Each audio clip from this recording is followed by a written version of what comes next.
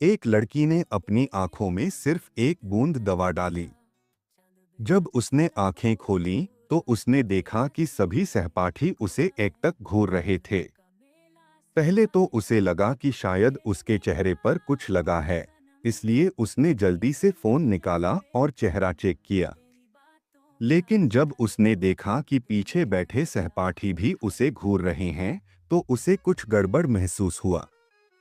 घबराकर उसने यह बात शिक्षक को बताने की सोची, लेकिन हैरानी की बात यह थी कि शिक्षक भी बिल्कुल वैसा ही था, वही घूरती नजरें और चेहरे पर कोई भाव नहीं।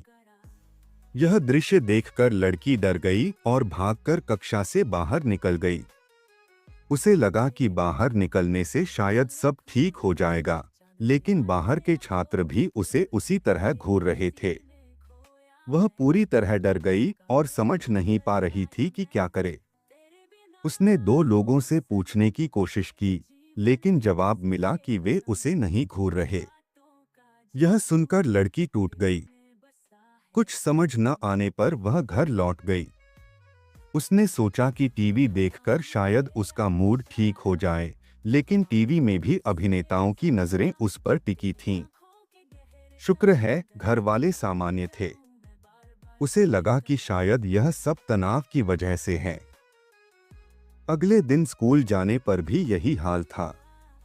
वह सोच रही थी कि शायद उसे अस्पताल जाना चाहिए, तभी किसी ने उसे धक्का मारा। अजीब बात यह थी कि वह शख्स उसे नहीं घूर रहा था।